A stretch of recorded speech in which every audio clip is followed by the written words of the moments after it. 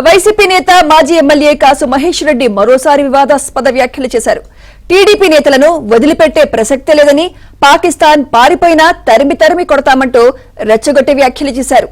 కాసు మహేష్ రెడ్డి వ్యాఖ్యలపై కూటమి నేతలు ఆగ్రహం వ్యక్తం చేస్తున్నారు.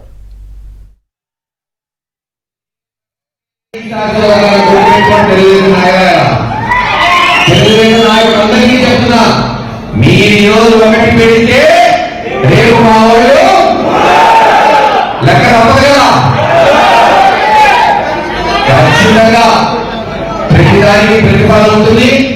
తెలుగుదేశం నాయకులు గుర్తుపెట్టుకోవాలి, అందరూ దాంట్లో తప్పుకోవాలని నేను అన్ను.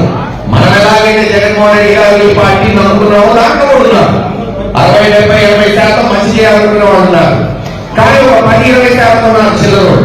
ఈ కేసులు పెట్టడం, గొడవలు సృష్టించడం, డబ్బులు దొప్పుకోవడం, వాళ్ళ మటుకు రేపు ఉంటుంది. చూడు, పరిగెత్తించేది ప్రసక్తే లేదు. పాకిస్తాన్ పరిస్థితిలో ఒక మంచి పాలన తీసుకొచ్చే వరకు అందరం కూడా కలిసికట్టుగా కష్టపడుతూ పనిచేయాలి, ప్రజల పక్షాన నిలబడాలని కోరుకుంటూ ఈ రోజు ఈ సమావేశం పెట్టిన ప్రతి నాయకుడికి పేరు పేరున ధన్యవాదాలు తెలియజేసుకుంటూ సెలవు తీసుకున్నాను. మాజీ ఎమ్మెల్యే కాసు మహేష్ రెడ్డి వివాదాస్పద వ్యాఖ్యలపై మరింత సమాచారం మా ప్రతినిధి సాంబశివరావు అందిస్తారు. సాంబశివరావు.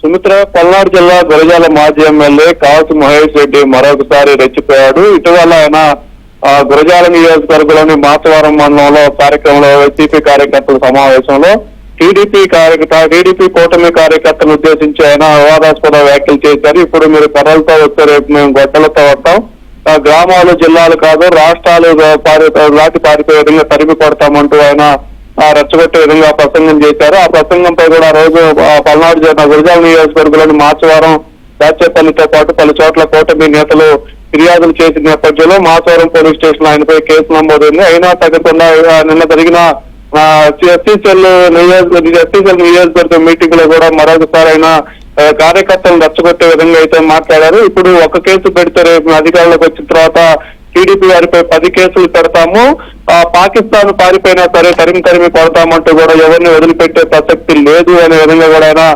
తెలుగుదేశం పార్టీకి కూటమి నేతలకి వార్నింగ్ ఇచ్చే విధంగా అయితే మాట్లాడారు. ఈ కాసు మహేష్ రెడ్డి వ్యాఖ్యలపై కూడా పల్నాడు జిల్లా కూటమి నేతలు ఆగ్రహం వ్యక్తం చేస్తున్నారు. మాచవరం మండలంలో మాట్లాడినప్పుడు అతనిపై కేసు నమోదు చేసి చర్యలు తీసుకుంటే ఇక్కడ మరోసారి రెచ్చిపోయే అవకాశం ఉండేది కాదు. అతను పదే రెచ్చిపోతున్న పోలీసులు ఎందుకు మెత్తగా అవలంబిస్తారని కూడా అప్పుడు చర్చాంశంగా మారింది. Sumitra. Right, thank you Sambasivarao.